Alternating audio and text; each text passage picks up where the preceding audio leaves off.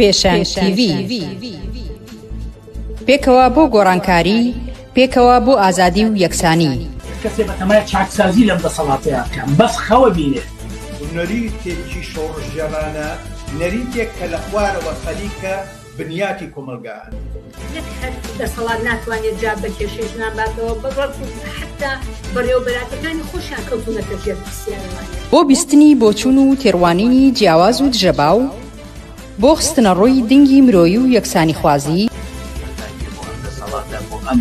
سیستەمەکە 83 خوێندکار لێک کۆلدا بخوێنێت. ئەم ناوانە دروستە بۆیان تەنها ناوی حکوومەت دروست نییە بۆیان چەک و پارەیان لەسەنیتەوە معناژی نامێنە ئیتر چارەسەری بنەڕەتی بۆ کێشەی خەڵکی کوردستان و لەلایەنانی ئەم دەسەڵاتەیە. هێنانە پێشەوەی دنگی ناڕزایەتیە جەماوەریەکان و بڵندگۆیەک بۆ هەڵسوڕاوانی، هێناوە بەهۆی خۆپشاندانەکانەوە بۆ بەهۆی خۆڕاگری خەڵک و ئیرادەی خەڵکەوە بۆ کەوە دەسێنراوە. بێکارانە بە ئەودەسێکی کەم ئیشەکەن و ماگانە موچەکانیان پێ نادەن. وازات خەڵک تونتر ئەبێ. ئەگەر مەترسیەک هەبێ لەسەر هەرێمدا یەکێتی و پارتی بۆ خود یەکێتی و پارتی مەترسی وڵاتەکانی مەنتیقەشیان بۆ سەر هەرێم زیاد کردووە. خستنەڕووی واقعیەتی دەسەڵات و ئۆپۆزیسیۆنی ساختە و پەردە هەڵماڵین لەسەر نیازیان، خۆشحاڵی هەبێ بەوەی کە هیچ ریفۆرم و چاکسازیەک و بەقازاجی خەڵک لەلایەن ئەمانەوە بکرێت. مێژوویەک و کارنامەیەکی قوڵیان هەیە لەسەر ملهوڕی، لەسەر چەکڕاکێشان، لەسەر تعداکردن لەسەر خەڵک. ئەمانە دژمنی خەڵکی کوردستان بوونە لە پشتیان لە خەڵکی کوردستان کردووە. دێماسپێکی پەرشە بەسەر چینی کرێکار و بەشە جۆرەکانی چینی کرێکار و هەموو کۆمەلگایە پەرزیان کردووە. بۆ تاو توێکردنی ئەو بابەتانەی کەمتر لە میدیاکانەوە دەبیسترێن، بەشێکی زۆری لە حیزبە چەپ و کۆمۆنیستەکانی دنیا و هەروەها بەشێک لە هەڵبژاردنەکانی ئەوروپا ناڕەزایەتیان دەربڕی وینەکانی تاوانی دروست کردووە و تاوان ئەنجاما دەسەڵاتی چەکداری میلیشیای حزابی میلیشیای لە کوردستان. خەڵک لەلایەکۆ قەویترە، سازمانی تەیار کردە، ڕادیکاڵترە. بۆ نیشاندانی ڕێگەی ڕزگاری خەڵکی، پێشەنگ TV هەموو ڕۆژانێکی چوارشەممان کاتژمێر 9 شەو بە کاتی کوردستان ڕاستەوخۆ پەخشی بەرنامەکانی دەکات. شەرمەزار نابێ ئەو هەموو جەنەراڵە مقەبایە لە ناو شارەکەی خۆیان بینێ بە ئەنواع و ئەشکال چەکی ئەسلحەی قورسەوە طەبیعیە بەلایەن. یەکەمین جارە لە کوردستان کرێکاران خۆیان دەستبەرن بۆ مەراسیم و چالاکی یەکیایە. شۆڕش تەنها ڕێگەیە، هەڵسانی خەڵک ڕاپەڕین و خۆشانی جەماوی تەنها ڕێگەیە کە ئەڵتەرنەتیڤێک دابینکە. لە فەیسبوک، یوتیوب، ئینستاگرام، تویتەر و تیکتۆک فۆلۆمان بکەن. بەرنامە و گرتە ڤیدیۆیەکان ببینن. پێشەنگ TV پێکەوە بۆ گۆڕانکاری، پێکەوە بۆ ئازادی و یەکسانی.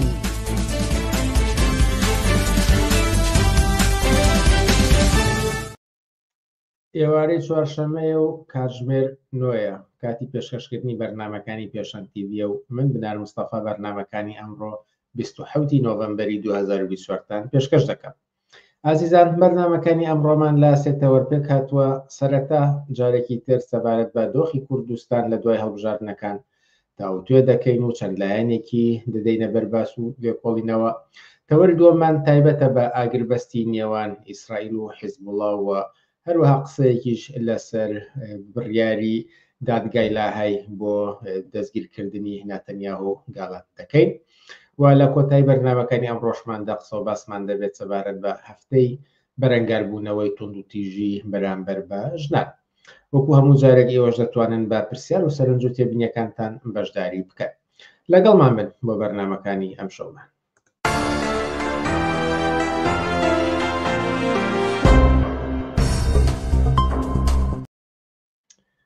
بینەرانی عزیز، هەروەک گوتم یەکەم تەوەری ئەمڕۆمان تایبەتە بە قسە و باس لەسەر دۆخی کوردستان لە دوای هەڵبژاردنەکان.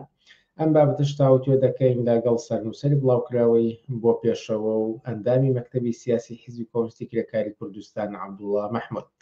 عەبدوڵڵا مەحموود، ئێوارت باش و سپاس کە ئەم جارش لەگەڵمانیت. ئێوارەی خۆتان باش و سپاس بۆ ئێوە، سڵاو بۆ بینەران و بیسەرانی تەلەڤیزیۆنی پێشەنگ. هەڵبژاردنەکان مانگێک و هەفتەیەک بەر لە ئێستا ئەنجام درراوە. بڕیارە دووشەممە یەکەم کۆبوونەوەی پەرلەمان ئەنجام بدرێت. ئەکرێت دۆخی کوردستان لە چەند لایەنێکەوە لێک بدرێتەوە کە دوای هەڵبژاردنەکان چی ئەگۆڕێت بە تایبەتی پەیوەندی لەگەڵ عێراق و ناوخۆی کوردستان چی ئەبێت و من لە بارەوە پرسیار مەبێت بەڵام لە ڕوانگەی ئێوە سەریفیترین ئاڵوگۆڕ کە دوای ئەم هەڵبژاردنانە ئەنجام بدرێت و ئەیبینین چییە؟ جارێککە سواز بۆ ئێوە لەوانەیە بۆ ئەو حیزبولایەنە سیاسیانەی کە بەشداری هەڵبژاردنەکانیان کرد و ئەوان کە بەڵێنیاندا کە ئەم هەڵبژاردنە هەڵبژاردنێکی چارە نووسازە هەڵبژاردنێکی مێژوویە ئەو هەڵبژارد ناتوانێت دۆخی سیاسی کوردستان بگۆڕێ ئەم هەڵبژارد ناتوانێت دیزایانی سیاسی بگۆڕێ ئەمە قسە و باسێک بوو کە ئەحزاب و لایەن و ئەو لستە جۆرا و جوانانە کە بەشداری هەڵبژاردنیان کرد ئەمان لەو بارەیەوە زۆر ئەم قسانەیان کرد کە خەریکە مەڕۆدا بەڵام ئێمە ئێستا کە دوای ماوە چەند هەفتەیەک بەسەرەوە وابزانم لە دوێنێەوە کە ئاکامی هەڵبژاردنەکان بووە دەبینین کە واقعیەتەوەیە کە هیچ کامێک لەو شتانێک کە ئەوان وتیان ئاڵوگۆڕ ڕوودەدا لە دۆخی سیاسی کوردستاندا و دیزایانی سیاسی دەگۆڕێ وەک ئەو پێشبینیانەی کە ئێمە کردمان حقیقت ئەوە بوو کە هیچ شتێک نەگۆڕاوە هەموو شتانە لە جێگەی خۆیانە لە جێگەی خۆیانن نا دیزایانی سیاسی هەرێم گۆڕا نە شێوەی دەسەڵاتدارەتی گۆڕا و نە شێوەی دەسەڵاتدارەتی و بەڕێوەبردنی سیاسی کوردستان دەگۆڕێ و ئەو دیزایانی سیاسی کە دەیانوت دەگۆڕێ نە ئەو بانگەشەی کە دەسەڵاتی خۆسەپێن نامێنێ نە ئەو بانگەشەی کە وتیان دەسەڵات حیزبەرە سەڵات بەرزەکان کەنار دەخرێن و ئەحزاب و لایەنی کەی ئەو پسوێن دێنە جێگا و بڵێنیانداکەەوە ئاڵوگۆڕێکی یەکجار گەورەیە لە کۆمەلگەی کوردستاندا بە پێچەوانەیەوە هەر ئەوەی کە ئێمە وتمان وەسعیەتی سیاسی کوردستان درێژکراوەی هەلومەرجێکی تایبەتە و کۆمەلگەی کوردستان لە دۆخێکی تایبەتدایە وەک هەمیشە وتومانە کە خودی هەتا دەسەڵاتدارەتی لە کۆمەلگەی کوردستاندا بەرهەمی هەڵبژاردن نییە هەر ئێمە زووتر ڕامانگەیاندوو چەند لە لانیکەم لە 92 ئێمە و حقیقەتەمان وتووە کە ئەوەی کە یەکەمین جار کە پەرلەمان لە کۆمەلگەی کوردستاندا پێکاتەوە یا یەکێتی و پارتی پەرلەمانیان پێکێناوە خودی ئەو پەرلەمانە یا خودی ئەو دەسەڵاتێکی یەکێتی و پارتی هەیەە بەرهەمی هەڵبژاردن نەبووە یەکێتی و پارتی بە هەڵبژاردن ناتون تا لە ڕێگەی هەڵبژاردنەکانەوە هەم دەسەڵاتی ئەوان ئاڵوگۆڕی بەسەردا بێ هەم وەسعیەتی سیاسی خەڵکی کوردستان و هەم مەسلەی ژیان و گوزەرانی خەڵک ئاڵوگۆڕی بەسەرداوێت پێچەوانەوە لە ساڵی 91دا جەنگێکی کۆنەپەرستانە هاتووە ئەو جەنگە کۆنەپەرستانەیە دەسەڵاتی یەکێتی و پارتی بەسەر خەڵکی کوردستاندا بە خۆبەستنەوەی ئەو هێزانە بە سیاسەتەکانی ئەمریکا و غەربەوە ئەوانی کردو بەرە سەڵات لە کوردستاندا دوای ئەوە بەڵام دوای ئەوە چیان کردووە دوای ئەوە بۆەوەی ئەو دەسەڵاتە کە بە جەنگ هاتووە بە ملهوڕی هاتووە بە خۆبەستنەوە بە سیاست و کوشتار و هەلومەرجێکی کۆنەپەرستانە هاتووە بۆ ئەمە هاتن وتیان پێویست دەکە هەڵبژاردنێک بکەین بۆ ئەوەی ئەم شێوات بەرەسەڵات گەیشتنە بەرەسەڵات گەیشتنی ئێوان کە دوور و نزیک پەیوەندی بە ئیرادەی سیاسی خەڵکی کوردستان و دوور و نزیک پەیوەندی بە تەقودی هەتەنانەت بە دیموکراسی بۆرژوازی و هیچ کامێک لەوانەوە نییە ئەمان هاتن پەرلەمانشتیان پێکێنە بۆ ئەوەی ئەم جۆرە دەسەڵاتدارەتی خۆیان ڕەوایەتی بەو دەسەڵاتی خۆیان بدەن لە ئاستی نێودەوڵەتی و لە ئاستی ڕای گشتیدا ویستیانەوە بکەن بەڵام بەم خولەشەوە کە خولی شەشەمە بە هەر شەش خولەکە نەیانتوانی ئەو واقعیەتە بگۆڕن نەیانتوانی ئەمە تەنانەت بۆ هەموو کەسێکی سادەی خەڵکی کوردستان ڕۆشنە کە دەسەڵاتی یەکێتی و پارتی لە ڕێگەی ئینتیخاباتەوە ناگۆڕێ و هەتا من پێم وایە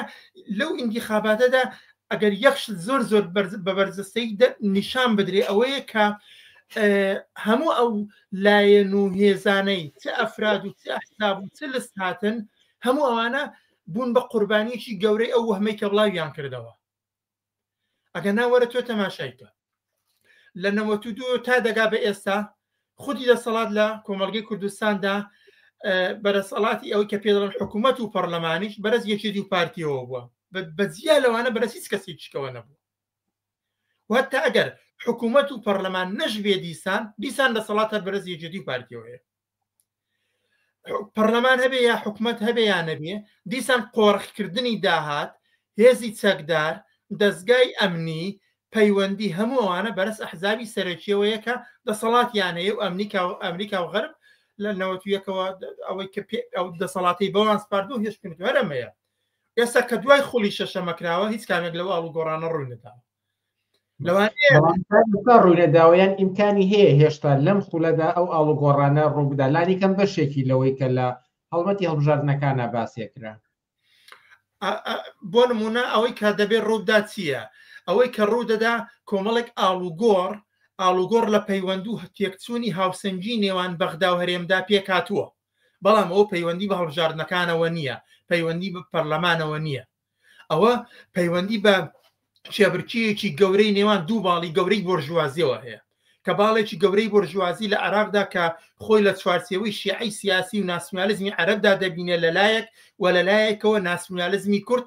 لە ناسیۆنالیزمی کورد کە یەکێتی و پارتی و کۆمەڵک لە هێزەکانی دەوروبەریان کە لە کوردستاندان ئەمەش لایەکیانە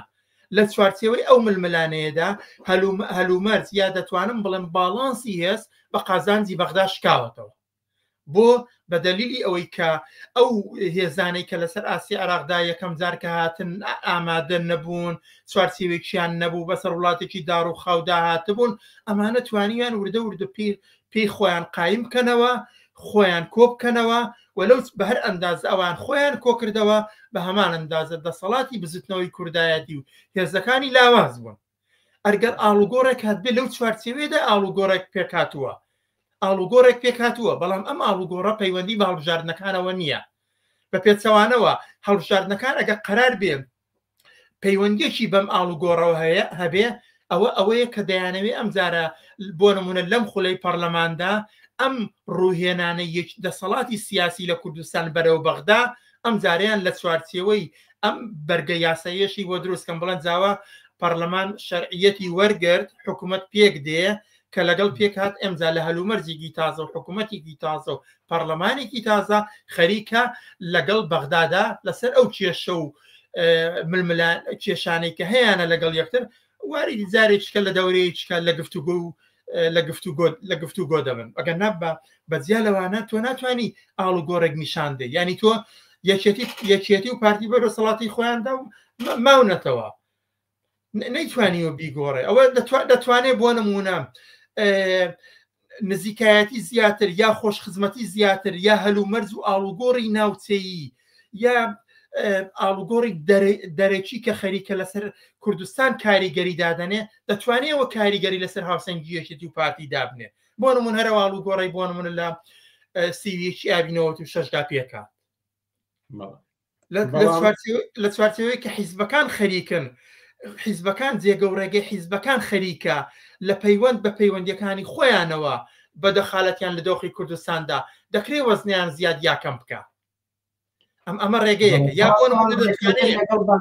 بێ ئیستسنا ینی لە بەرنامەی هەموو ئەحزابی بەشدار بووی هەڵبژاردنەکانە بوو هەر یەکیان پیان وا بوو کە دەتوانن ئەم جارە لەگەڵ بەغدا ڕێکەون بە تایبەتی نەوەی نوێکە ئێستا بە براوی سەرەکی هەڵبژاردنەکان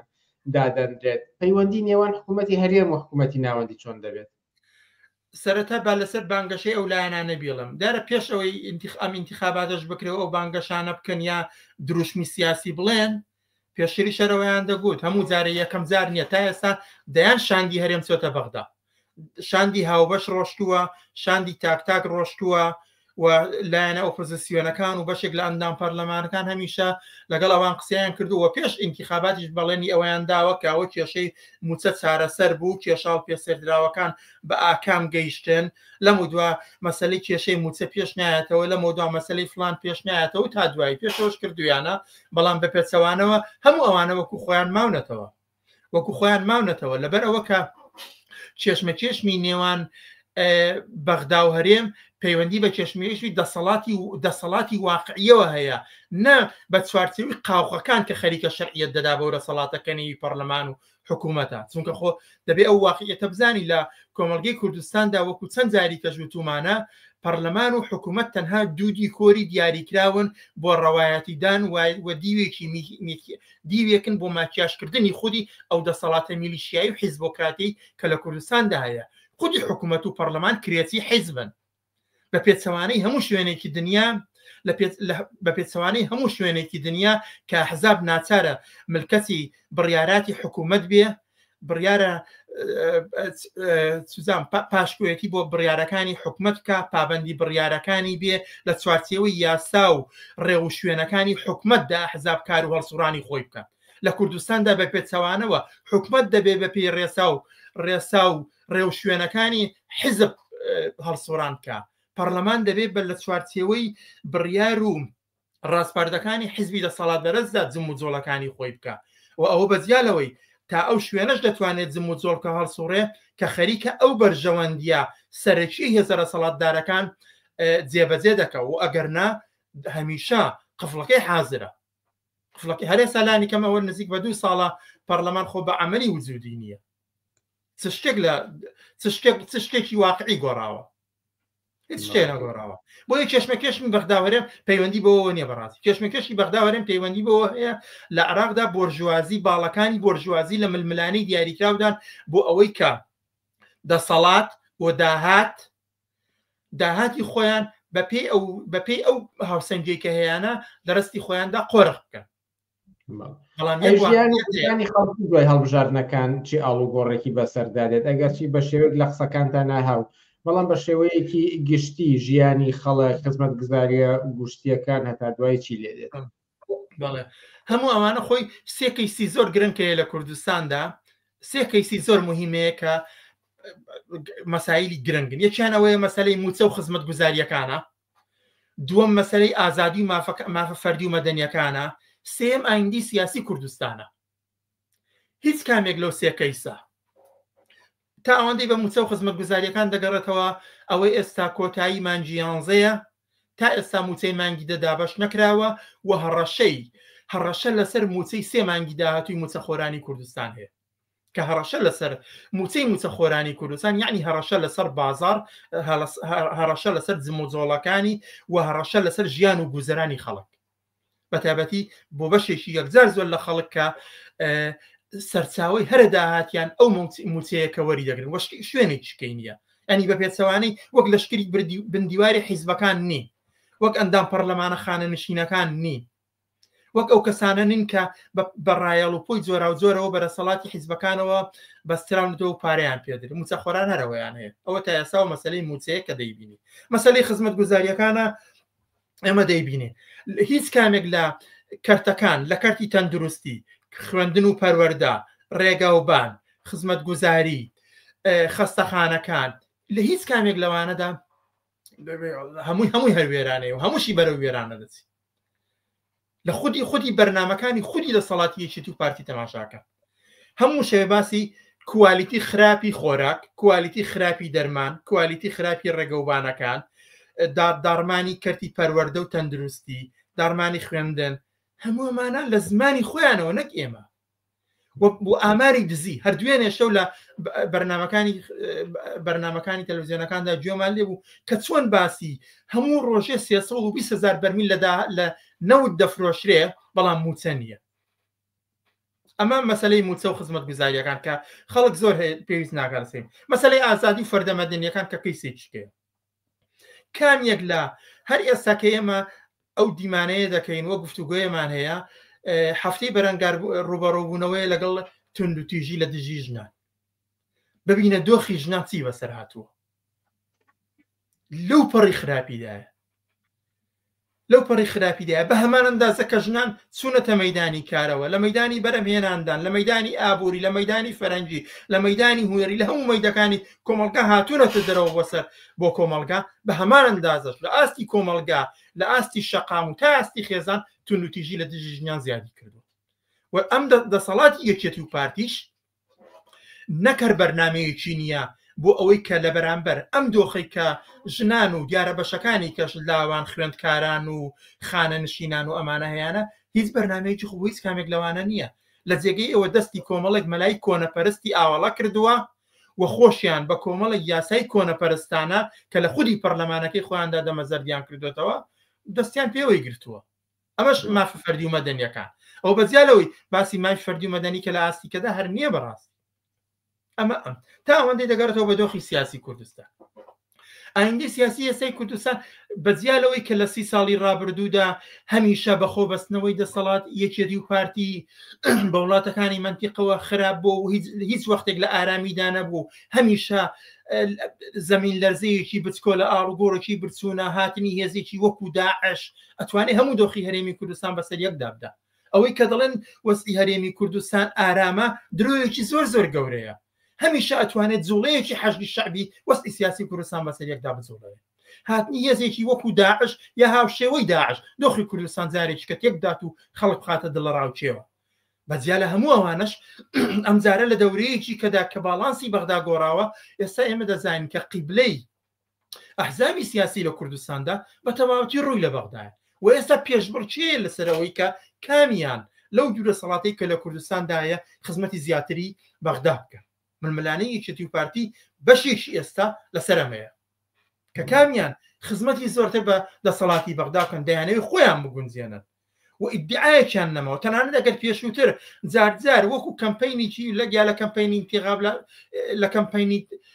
لە کەمپینی هەڵبژاردنەکاندا یا لە هەندێک ململانەی کەدا کە لایەنێکیان باسی کوردستان و ئایندەی سیاسی کوردستان و مافی چاری خۆنووسین و مادەی 140 و بەشێک لەمانەیان دەکرێت. ئێستا هیچ کامێک لەوانە نەماوە. ئێستا لە جێگەی ئەوانە هەمویان خەریکن دەستنەوە وە چوارچەوەی بەغدا و دەیانەوێ ئەم جارە بە تەواو لەگەڵ بەغدا خەڵکی کوردستان بەرز بەستراوی جارێکیکە تەسلیمی دەسەڵاتێکی ئیسلامی عروبی بکەن لە بەغدادا کە لە سەڵاتدارە، ئەو دەسەڵاتی کە خودی دەسەڵاتەکە لەسەر ئەساسی ڕەتکردنەوەی هاوڵاتی بوونی مافی یەکسانی هاوڵاتیان بنیاد نراوە. یعنی ئەوە دەتوانین بڵین کە یەکێتی و پارتی بەجیالەوەی کە دەسەڵاتی ناوەندی دەیەوێ دەسەڵاتی سیاسی خۆی یا بڕیار و توانایی بڕیاردانی خۆی و دەسەڵاتی سیاسی خۆی بەسەر تەواوی هەرێمی کوردستاندا بجێڕێتەوە، بەڵام یەکێتی و پارتی لە چوارچێوەی تمۆحی خۆیان بۆ داهات و ئیمتیازاتیان لە بەغدا کە دیارە ئامانجێکی لەوە زیاتریان نەبووە کە بەشدار بن لە دەسەڵاتی مەرکەزیدا، خەریکن خەڵکی کوردستان ئەوە تەسلیم دەکەنەوە. لە حاڵێکدا بۆ خەڵکی کوردستان لە بنەڕەتدا ئەوەیە کە خەڵکی کوردستان خاوەنی مافی یەکسان بێ لە عێراقدا، هاوڵاتیکی عێراقی هاوڵاتی لە کوردستان تاکیی کورد لە مافدا یەکسان بێ، لە حقوقدا یەکسان بێ، لە هەموو ئەو شتانەی کە هەیە لەو بەهرەمەندبوون لە داهاتوو هەموو شتێک لە بەهرەمەند بێ. نەک ئەمە نیە، تەنانەت لە بەغداش ئەو کارە نییە. لە بەغداش دیسان لە چوارچێوەی جەنگێکی تایفیدا ئەمە سوننەیە و ئەمە شیعەیە خەریکن مافەکان دیاری دەکەن. ئەوەی کە دەسەڵاتی بەرزتەوەیە ئەگەر شیعەی سیاسی بێ ئەوە مافی خەڵکەکانی شیعەی سیاسی زیاتر و هەڵاواردن لە بەرامبەر بە شەکێکی ئەو بپێچەوانەشەوە هەیەستا دەیبین. بۆیە خەریکن خەڵکی کوردستان دەست بەسراوی تەسلیم بەغدا دەکەنەوە، لە حاڵێکە خودی ئەو دەسەڵاتە لە بەرامبەر خەڵکی کرێکار و زەحمەتکێشی خودی بەغدا و بەسرە و ناسری و شارەکانی بەغدەدا ببینە چۆنە، خزمەت گوزاریەکان لێوێ ببینە چۆنە، مەسەلەی ڕادەی بێکاری ببینە چۆنە. خەڵک لەگەڵ دەیان دەرد و مسیبەت لە خودی وەسەط و جنوبدا بەرەو ڕووە و دەیانەوێ خودی بەشێک لە حتا بەداخەوە یعنی بەشێک لە خەڵک وەهمی هەیە، یعنی لە تووڕێیان لە دەسەڵاتی یەکێتی و پارتی لە بەرامبەر ئەو هەموو بێدادی کە یەکێتی و پارتی بە خەڵکی کوردستانیان کردووە، بەشێک لە خەڵکی کوردستان خەریکە چاو ببرێتە بەغدا، یعنی ئومێد بۆەوە بخوازن کە ئەگەر دەسەڵات بێتەوە وەزع باشتر دەبێت، لانی کەم موچەیان دەبێ و فلان و فیسار. لە حاڵێکداوە خۆشباوەڕێکی یەکجار گەورەیە. خۆی ئێستا دەیبینین کە ئێستا یەکێتی و پارتی ئەوە بڕیاریان داوە ئەوە لانی کەم نەوت و بەشێک غاز و بەشێک لەوانە خۆی ئێستا لە ژێر دەستی بەغدادایە و قەراریش بوو بڕیاریش بوو کە مەسەلەی موچە و قوتی هاوڵاتیان نەکرێتە ململانەی سیاسی نێوان لایەنەکە. بەڵام تەماشای کە هێشتا خەڵک سێ مانگە موچەی وەرنەگرێت. خۆ بە هەمان ئەندازەکە یەکێتی و پارتی بەرپرسی دەرەجەی یەکن بە هۆکاری ئەوەی کە خەڵکی کوردستان و موچەخۆران لە کوردستاندا لەگەڵ دەسەڵاتی پارتی یەکێتی بەرەوڕون و ئەوەی یەکێتی و پارتین ملزەمن کە موچەی ئەوان بدەن. بەڵام تا ئەو جێگەیەش کە بەغدا خۆی بە مەسئول لە عێراق دەزانێت و دەیەوێ هەیمەنەی خۆی بەسەر کوردستاندا بجێڕێتەوە و ئەوەشی ڕاگەیاندووە کە موچەی خەڵکی کوردستان ناکرێتە بارمتە لە ململانەی سیاسیدا، بەڵامەوە هێشتا هەڕەشەی موچەی سێمانگی داهات و شێ بەغدا ئەم موچە نانێرێت تۆ تەماشاکە ینی خەڵکی لێرەدا جێ خۆیەتی پرسیاری بینەر کە ئەڵێ لە بەرامبەر ئەم وەزعای ناخۆشەدا ئەرکی بزوتنەوەی پێشڕە و چییە؟ ئەمە وەکو دوا پرسیار و وەکو ئەوەی کە هاتنە سەر ئەو هەموو گرفتانەی کە ئاستەنگیانی لە کۆمەڵگەدا هەن. من یەکەمین کارێک ئەوەیە کە پێم وایە دەبێت ئەوە بزانین کە ئەگەر تا ئێستا یا تا دەورەی پێش و بە پلەی یەکەم خەڵکی کوردستان ڕوبەڕوو بووە لەگەڵ دەسەڵاتی یەکێتی و پارتی بزوتنەوە ناڕەزایەتیەکەی داخوازیەکانی بە بۆچوونی من لانیکەم ئەم دەورەیە بە هەمان ئەندازە ڕوو لە بەغداش دەکات. دەبێت بزوتنەوەی ناڕەزایی چۆن ڕووی لە دەسەڵاتی یەکێتی و پارتی و ڕەوەندێکە تازە بەری پێناگەری و ناگەڕێتە دواوە بە هەمان دەزدا بزوتنەوەی ناڕەزایەتی دەبێت لە دژی دەسەڵاتی بەغداش بە پێچەوانەی ئەوەی کە یەکێتی و پارتی قیبلەیان بەرەو بەغدایە خەڵکی کوردستان دەبێت ناڕەزایەتەکانی خۆی هاوکاتەوەی کە دەبێت بەردەوام درێژە بۆ خەبات و شتەیدا لە دژی یەکێتی و پارتی و دەسەڵاتی بۆرژوازی کورد بەگشتی لە کوردستاندا بەڵام هاوکات دەسەڵاتی بەغدا و ناسیۆنالیزمی ئیسلامی عروبی لە عراقیشدا لە بەرامبەر ناڕەزایەتی خەڵکی کوردستانە دەوێت خۆی ببینێتەوە و لەو چوارچێوەیەدا پرسی هاوخەباتی نێوان چینی کرێکار و خەڵکی زەحمەتکێش بە عراق و کوردستاندا مەسائلێکی یەکجار میحوەریە. ئەمڕۆ بە هەمان ئەندازە کە ئەو دوو کۆمەلگایە خەریکن تێکەڵ بوونەتەوە یا بەرەو تێکەڵبوونەوەی زیاتر دەچن بە هەمان ئەندازە چینی کرێکار و خەڵکی زەحمەتکێش لە عراق و کوردستاندا بەرژەوەندیەکانیان و چارەنووسیان لەگەڵ یەکتر بە هەمان ئەندازە نزیک بۆتەوە و تێکەڵ بۆتەوە ببێت. بخاڵێکشکە ئەوەیە کە هەموو ئێمە لە 30 ساڵی ڕابردوودا لە کوردستاندا دەسەڵاتی یەکێتی و پارتی تاقی کراوەتەوە دەسەڵاتی حکومەتی بنکە فراوان و نازانم ئیدارەی جیاواز و هاوبەش و هەموو ئەمانە تاقی کراوەتەوە بە شوێنێک نەگەیشتووە. تەنها یەک ڕێگاوەیە کە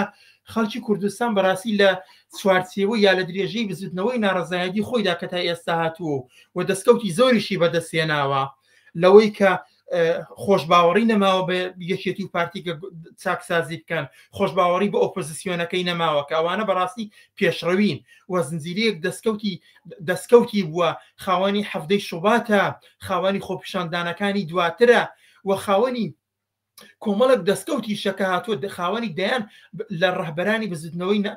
بزوتنەوەی جۆراوجۆری کۆمەڵایەتیە لە ڕەهبەرانی کرێکاریەوە بۆ ڕەهبەرانی ژنان و خوێندکاران و لاوان و تا بزوتنەوەی ناڕەزایەتیەکان بە دژی گەندەڵی و تاڵانسیەتی دەسەڵات هەموو ئەمانە باقیە خودی ئەم ڕەوەندە ئەم بزوتنەوەیە بەهێزکردنی ئەم بزوتنەوەیە باڵا پێکردنی ئەم بزوتنەوەیە زاڵبوون بەسەر لاوازیەکانی ئەو بزوتنەوەیە کە بە پلەی یەکەم مەسەلەی ڕێکخراوبوونی بەشە جۆراوجۆرەکانی کۆمەلگایە مەسائلێکی هەرە میحوەریە. یعنی کاری ئەگەر کەسێک لە من پرسێ ڕێگای پێشڕەوە گەر یەکێتی و پارتی ئاوا دەکەن و بەغدا ئاوا دەکاتیە ئەوەیە کە خەڵکی کوردستان بە تایبەتی چینی کرێکار و بزوتنەوە ڕادیکاڵای پێشکەوتن خوازەکان لە ئەوەی کە ئومێدێکیان بە ئاسۆی ناسیۆنالیزمی کورد و ناسیۆنالیزمی کورد ئیمتحانی خۆی داوە بە شوێنێک نەگەیشتەوەیەکە لە دەوری ئاسۆی سۆشیالستی لە دەوری ئاسەوەیەکی شۆڕەژگێرانە بە هێزی ڕێکخراوی خۆیان کۆ ببنەوە. ئەوە دەتوانێت بە هەر ئەندازە بزوتنەوەی شۆڕەژگێرانەی خەڵکی کوردستان لە کوردستاندا پێشڕەوی بکە بە هەمان ئەندازە کاریگەریە تا لەسەر بزوتنەوەی ناوەڕاست و وەسەدی عراقیش دەبێت و بە پێچەوانەشەوە بزوتنەوەی ناڕەزایەتی خەڵکی زەحمەتکێش کرێکار لەوێ دەتوانێت کاریگەری لەسەر کۆمەلگەی کوردستان بێت. بەڵام ئێستا مانم باسی کۆمەلگەی کوردستانە چینی کرێکار لە کوردستان بە تایبەتی ڕەهبەرانی سۆشیالست و پێشڕە و هەرسوڕاوانی بەرجەستی بزوتنەوەی کرێکاری و بزوتنەوە ڕادیکاڵەت جەماوەریەکان ئەرچیانە دەستیان بخەنە ناو دەستی یەک ئەو بزوتنەوە ناڕەزایەتی لە 30 ساڵی ڕابردوودا هەنگاو بە هەنگاویاناویانە و پێشڕەویان تیای کردووە بەرەستیەوە بگرن بۆ یەخستنی بزوتنەوەیەکی فراوان گەورەتر بۆ ئەوەی کە ئەو ڕەوەندی ڕاماڵینی دەسەڵاتەی کە لە کوردستاندا چەند ساڵە ئامادەیی هەیە بە ئاکامی خۆی بکە بە هەر ئەندازە بزوتنەوەی شۆڕژگێرانەی ناڕەزایەتی جەماوەری کوردستان بتوانێت دەسەڵاتی بۆرژوازی کورد بەرەسەڵات و ئۆپۆزیسیۆنەوە کەنار بخات بە هەمان ئەندازە بۆ دەستگیربوونی لە خواستەکانێکی لە مافەکانی دەستگیر دەبێت. چەند جاریکە و نمونەمان هێناوەتەوە 6 خولی پەرلەمانی کوردستان بە قەدەر هەفتەی شوبات نەیتوانی کاریگەری لە هەبێ لەسەر دەسەڵاتی یەکێتی و پارتی و ڕایان بچڵەکێنێ. ئەوە نیشانی داکە تەنها بزوتنەوەی لە خوارەوەی جەماوەریە بزوتنەوەی ڕێکخراوی جەماوەریە هاوخەباتی لێکگرێدانی بەشەکانی بەشە ناڕزایەتیەکانە لە کۆمەلگەی کوردستاندا دەتوانێت گەروی دەسەڵات بگرێ نە هیچ شتێکیکە هەڵبژاردن ناتوانێت بیکەوە 30 ساڵ و 6 خولکرا 6 خولی کەش بگرێ بە پێی واقعیەتێکی داسەپا و تایبەتمەندیەک کە لە کۆمەلگەی کوردستاندایە ناکرێ ئاڵوگۆ ناکرێت تۆ باسی باشبوونی هەلو مەرزی ژیان و گوزرانی خەڵک لە ڕێگەی پەرلەمان و دەسەڵاتی یەکێتی و پارتیەوە بکەیت ناکرێت داوای ئەوە بکەی مافە فەردی و مەدەنیەکان لەو ڕێگەیەوە بێ ناکرێت داوا لە یەکێتی و پارتی بکەی ئایندەی سیاسی کوردستان هەروە بەنادیاری بێڵێتەوە ئەبێ خودی خەڵکی کوردستان و ئەڵتەرناتیڤی کە ئەڵتەرناتیڤی سۆشیالستی جێگەی ئەو ئەڵتەرناتیڤە و ئەو دەسەڵاتە بگرێتەوە کە بەڕاستی زەمینەکانی لە هەموو ئاستێکدا ئامادەیە هیوادارم کە چینی کرێکار و خەڵکی زەحمەتکێش بۆ ئەو نەبەردا ئامادە بێ وە ڕێگەیەکی کەنیە عەبدوڵڵا مەحموود ئەندامی مەکتەبی سیاسی حیزبی کۆمونیستی کرێکاری کوردستان و سەرنووسەری بڵاوکراوی بۆ پێشەوە زۆر سپاس کە لە بەرنامەکانی ئەم شەوی پێشنگ تیڤیدا ئامادە بوون زۆر سپاس بۆ ئێوە جارێکیکە بۆ بیسەران و بینەران و بۆ تۆش زۆر سپاس عەزیزان باشوچانێکی کورت قسە باسمان دەبێت لەسەر ئاگربەستی نێوان ئیسرائیل و حیزبوڵڵا لاگەڵمان بمێننەوە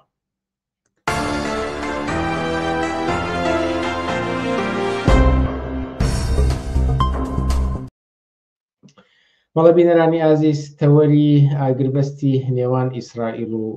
حیزبوڵڵا داوتیۆ دەکەین لەگەڵ سەرنووسەری بڵاوکراوەی ئۆکتۆبەر و ئەندای مەکتەبی سیاسی حیزبی کۆمونیستی کرێکاری کوردستان موحسین کەریم موحسین کەریم ئێوارەت باش و سپاس کا لەگەڵمانیت ئێوارە ئێوەش باش سپاس بۆ ئێوەش وڵە جۆ بایدن سەرۆکی ئەمریکا ڕایگەیاند کە لە کاتژمێر 4 بەیانی ئەمڕۆوە ئیتر ئاگربەستی نێوان ئیسرائیل و حیزبوڵڵا ئەمێ پرسم چۆن بوو ئیسرائیل سەرنجام ملیدا بەوەی کە ڕێکەوتن لەسەر ئاگربەست ئەنجام بداتووە پابەندیش بێ پێوەی بەڵێ تاوان پابندبوونی ئیسرائیل بەندە بەوەی کە کاردانەوەکانی حیزبوڵڵا داسێکی دیاریکرا ئەوە سەیانەوەی کە بڕیارە هێزەکانی بەرێتە دەرەوەی بابڕێنەوەی کە پێڵەن ڕووباری لیتانی و هەروەها بڕیاری 1970 کە لە ساڵی 2006 دەرچووە قەرارە هێزەکانی حیزبوڵڵا لە نزیک سنوورەکانی ئیسرائیل نەمێنن و جێشی لوبنانی کۆنتڕۆڵی و ناوچانە بکات لەگەڵ هێزەکانی ئاشتی پارێزی سند بەرەنتەوەکان بە جۆرێک حیزبوڵڵا ئەمەی قبول کردو بەڵام ئەمەی کە ئیسرائیل ئەمەی قبول کرد بە بڕای من تاوان ئیسرائیل ئامانجەکانی خۆی بە جۆرێک پێکاوە بڕیاری بڵێن جێبەجێبوونی بڕیاری 1970 ئامانجی ئیسرائیلە کە وەکوتم شانەوەی هێزەکانی حیزبوڵڵا لەسەر سنوورەکانەوە بە جۆرێک دروست نەکردنی خەتەر بۆ سەر ئیسرائیل بەڵام ئەمەش وەکو ڕاگەیانە وەکو نەتەنیاهو وەکو مەسئولینی بەرپرسانی ئیسرائیل ڕێیان گەیاندووە بەندە بەوەی کە حیزبوڵڵا هەر کاردانێکی بێ ئەوان یعنی باڵێن هێرشەکانی خۆیان دەست پێکەنەوە واتەیەکی بەمەرجە مەشروتە کە بەسراوە بەوەی کە کاردانەکانی حیزبوڵڵا چیە بێت بەڵام ئەوەی کە حیزبوڵڵا ئەمەی قبول کردووە حەزەکەم ئاماژە بۆ بکەم چیە ئەوەیە کە پێم وایە حیزبوڵڵا بە بڕای من زەربەی گەورەی بەرکەوت بە تایبەتی کوشتنی حەسەن نەسروڵڵا باڵێن ئەمینداری ئەو حیزبەوە دواتریش جێگرەکەی کە تقریبان پاش نزیکی 2 هەفتە اینجا توانیان تەرمەکەی دەربێنن ڕای من زەربەیەکی گەورە بوو لە حیزبوڵڵا بە تایبەتیش ئەم کوشتنی کەسی یەکەم و دووەم حیزبە بە جۆرێک ئەو حیزبەی شڵەژاند و بە ناچاری ئەو بوو کە بینیمان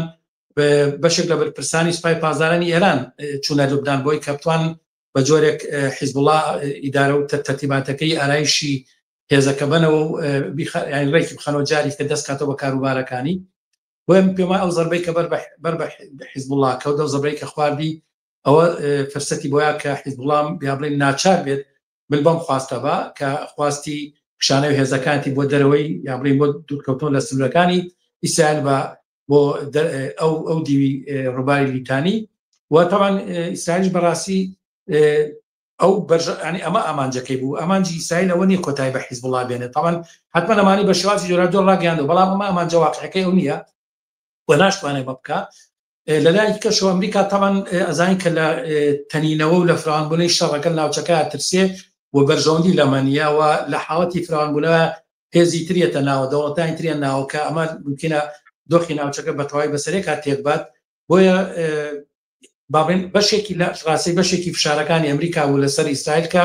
ئەماگەر بەسە قوبڵ بکات و ئامانجەکانی ئیسرائیل بە جۆرێک هاتوندی کە دوورکەوتنەوەی حیزبوڵا لە سنوورەکانی ئیسرائیل و بە جۆرێک هەتا ئەوەی کە مەسەن سوپای لوبنان ئەو مەنتیقانە بکرێتە دەست بە جۆرێک قسە لەسەوەی کە جۆرێک چەکداماڵینی حیزبوڵا لە ئارایەکە ئەمە بەرحەڵ پرۆسەیەکە ڕەنگە کاتی بێت بەڵام بە جۆرێک ئیتر فشارەکان وایە کە هەم حکومەتی لوبنانی کۆنتۆڵی و ناوچانە بکات و هەم ناڕزاتیش ناو خودی لوبنانە هەیە وەشمان بیر نەچێت ناڕزاتی گەورە ناو خودی لوبنانە هەیە بەرامبەر بە حیزبوڵا بەرامبەر و کارەساتی کە بەسەر لوبنان هێناوێتی ئەمەش جۆرێک ینی بە جۆرێک ئەو پشتیوانێ بێدرێخی کە لە حیزبوڵا هەبوو لە دەورانی پێشووترا ئەمە کەمترەوەتەوە بەسم لە پاڵ زەربەکانی ئیسرائیل لە حیزبوڵا لە پاڵ مەسەن ئەم شکستەی کە بەسەری هات قیادەکانی قیادەسەکانی کوژان بن لە پاڵەوەی کە بە جۆرێک ناڕزاتی هەیە بەرامبەر بە حیزبوڵا و لەسەری کەشەوە ئێرانیش مەسەلەن یعنی زۆر کێشکردی ئەم مۆزوع لە قازانجی ئێران نییە بۆیە پێم وایە کە ئەم ئاگرە بەسەر لەسەر ئەم بنەمایە توانی بابڵێن ڕێت کرد و یا دروست بێت و ئیسرائیلیش وەکوتم بە جۆرێک ئامانجەکانی تقریبەن بەدەستێناوە و لەمە زیاتر درێژکردنەوەی و ڕاکێشانی ڕەنگە ینی ئامانجەکانی ئیسرائیل یا سەختتر بکات و حتمما ئیسرائیل ناتوانێت شەڕێک لە دوو جۆرەوە هاوکات بەردەوام کاکەمە لەباری اقتصادی لەباری چەک لەباری باڵین هێزی مرۆیی و لەباری هەتا نوعێک لە پشتیوانی دیپلۆماسی ناو ئەمانە هەمووی لە دەست ینی و ئیمکانی درێژکردنەوەی ئەم شەڕێک لە دوژێبا بەرحەڵ سەختە بۆی بەڕای من بە جۆرێک ببینین شێرشەکەی لە بۆ سەر لوبنان بە جۆرێک دوای بوو کە لە غەزیان و ئەلمان نوعێک لە جۆرێک لەنجەی شەڕێکی عسکەریکە کردی لە وێرانکردنی و ناوچەیە نوعێک دەستی خۆی کردەوە بۆی بتوانێت هێرش کاتە سەر لوبنان ئیلا نەیەتوانێت گەر مەسەن لە غەزەیە نوعێک باڵین ئیمکاناتی پیشانەوە هێزەکانی بۆ سەر بۆ لوبنان نەبووات نێتوانی شەڕ لەگەڵ حیزبوڵا دەست پێ بۆی پێما کە درێژکردنەوەی ئەمە لە ئازار قەزەی غەزە کۆتایی ناتوە قەزەی غەزە بۆ ئیسرائیل مەسەلەی ئەسڵیە بۆیە پێما ئیسرائیل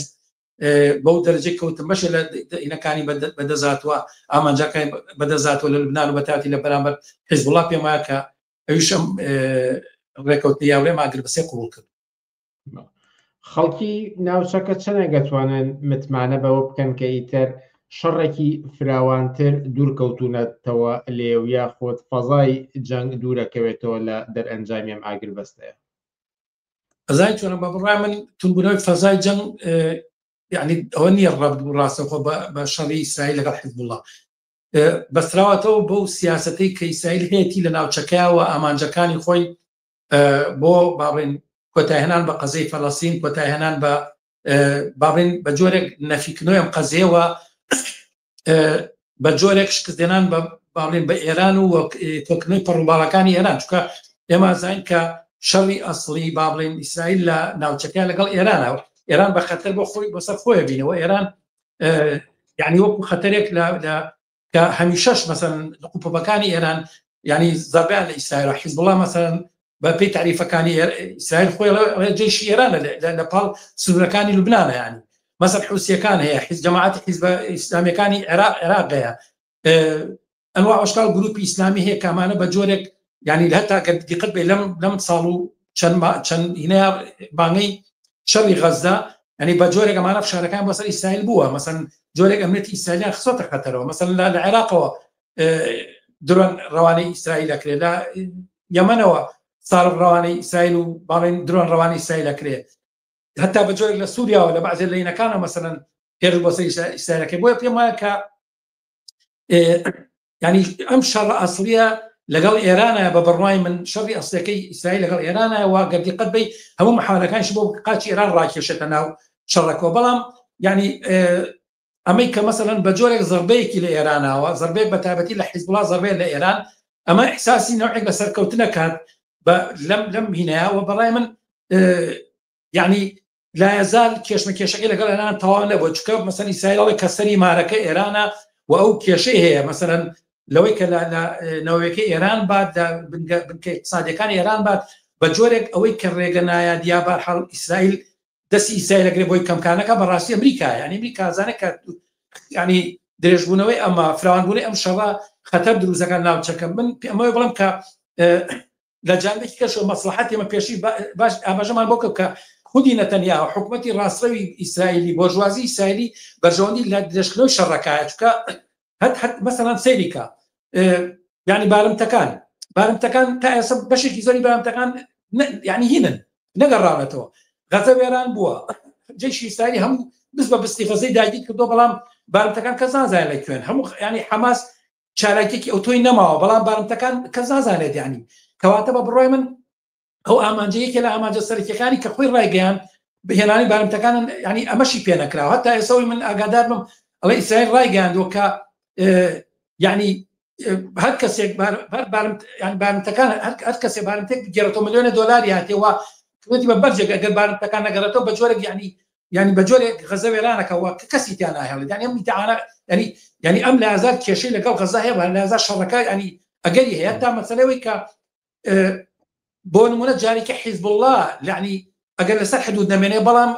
ساروخە دووراوێژەکانی ئەتوانێت ئیسرائیل بێتەوە بۆیە پێم وایە کە فەزای جەنگەکە فەزای کێشمەکێشەکە لە بینی ئیسرائیل و ئێران و باڵەکانی ئێران و بەتایبەتی قەزەی غەزە و حەلنەبوونی ئەم کێشەیە هێشتا ینی دۆخی شەڕەکانی دۆخی فەزای شەڕەکە هێشتۆتەوە نقطەیەکی کە ئەوەیە کە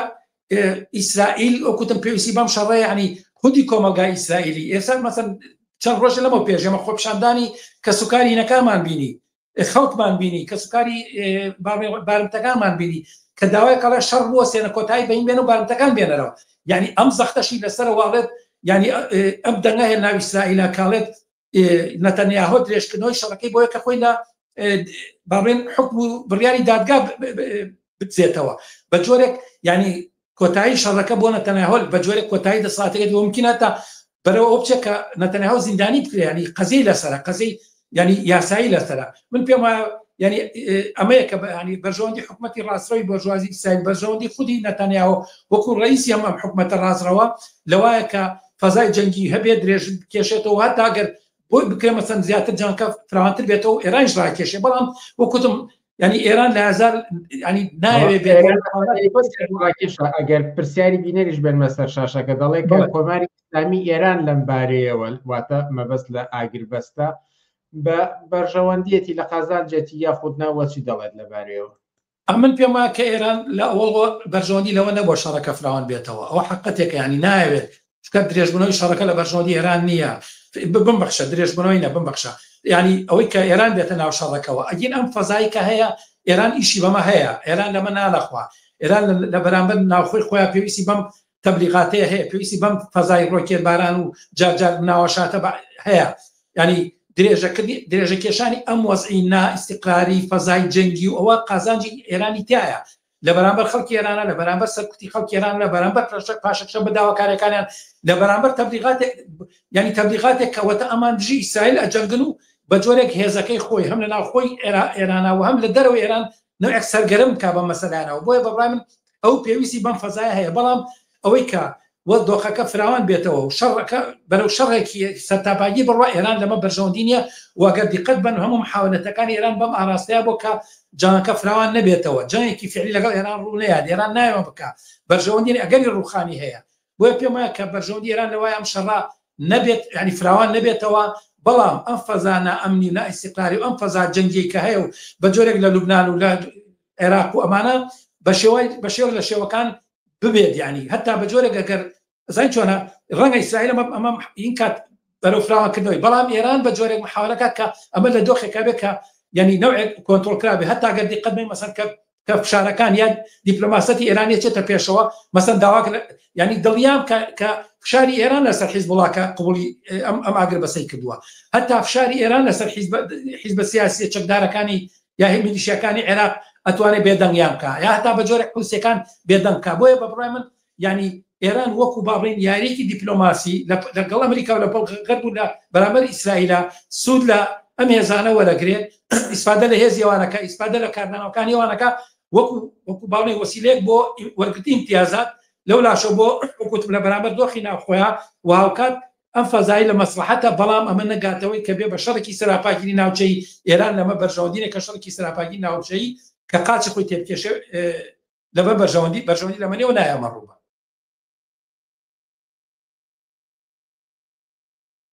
دەنگ نەما کاتێک کە ماومانە قسەی بکەین لەسەر بڕیاری دادگای نێونەتەوەی ICC سەبارەت بە دەستگیرکردنی نەتەنیاهو گالاند سەبارەت بە تاوانەکانی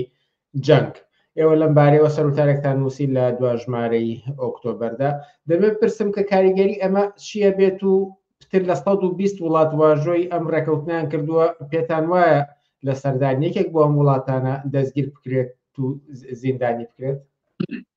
زانین چۆنە بە بڕای من خودیەوەی کە سەیری کە دادگای دادی نێودەوڵەتی دادگاکە کە لە دوای باڵێن کۆتایهاتنی جەنگی سارد و ئەو کێشانەی کە لە دوای ئەم مینا لە منتیقەی بلۆکی شەرق لە وڵاتەکانیەوەی کە جیابوونە لە سۆڤێت ڕوویا لە چکۆسلۆڤاکیا لە سربیا لەم وڵاتانە و کۆمەڵێک تەوان جەنامی تیاکراوە خۆشمان دەوری غەرب ببینین کە چ دەورێکیانە بوو لەو ناوچانەیە بەڵام ئەم دادگای دروست کرا بۆی کە بەجۆ لە سەرانی ئەم دەوڵەتانە کە بەناوی کە جەرایمیان کرد بە بەرامبەر خەڵکە ئەمانە دادگای کرد بە جۆرێک بە بڕای من ئەم دادگایە بۆ دادگایکردنی سەرانی بە جۆرێک ئەو هێزە دۆڕاوە بوو چ باڵێن پاژماوەکانی نازیەکان و چی پاژماوەکانی بلۆکی شەرق یانی ئەوانی کە غەرب وەکو هێزێکی سەرکەوتوو چۆن مەسەڵەن سەرکەوتۆ بەسەر دوژمنەکانی وەردە دوژمنەکانی ئەخاتە ناو دادگا و لە بەرامبەر یاساشە ڕوبەڕووی یاسایان ئەکاتەوە و نەوعێک بە جۆرێک ینی سەرکەوتنی غەرب بەیان بکات ئەم دادگان نمایندەی سەرکەوتی غەرب بوو بە جۆرە بەسەر شەرقا بە بڕای ئەوەی کە نازیەکان مەسەی دادگای نازیەکان بەشێکە لەم پرۆسێ و ئاساسن بەڕای من شایلۆخانی سەرکەوتنی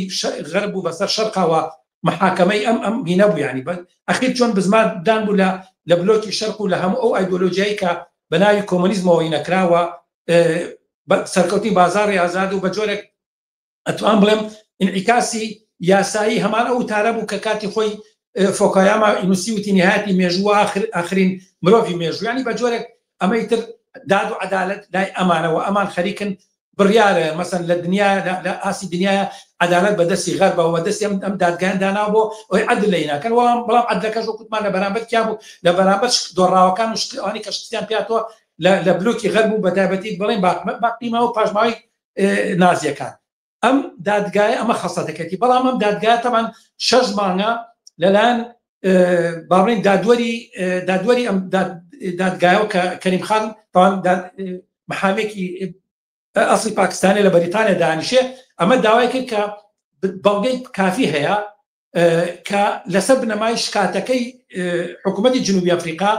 ئەفریقای باشوور کە ئیسرائیل جەریمەی کردووە جینۆسایدی کردو لە غەزەیە و بەڵگەکان هەموو هەیە لە کوشتن لە برسیکردن لە بڕینی ئاو کارەبا لە ڕوخانی خەسخانە مەکتەب ئەمانە هەمووی ئەمە بەپێی باڵێن چۆنەڵێ بەپێی بنەماکانی ئەم دادگایە ئەمانەی تر بەڵگەی کافین بۆ ئەوەی کە نەتەنیاهۆ گاڵان وەزیری بەرگری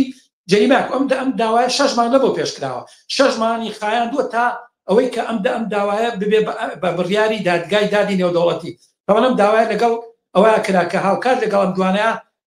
ئیسماعیل هەنیە و یحیا سنواریش ئەوانیش ینی دەستگیر بکرێن بەڵام ئەو ئیسرائیل لە دوو ئۆپەراسیۆنی عەسکەریە هەم هەنیەی سترۆر کرد و هەم سنواریشی کوشت ئەوەی کە ماوەتۆم دوو مجرمەی ترە لە ڕواگەی دادگای دادی نێودەوڵەتیەوە بۆی ئەم بڕیارە کە ئێستا جێبەجێ چەند 6 مانگی خایان و هەزاران کەس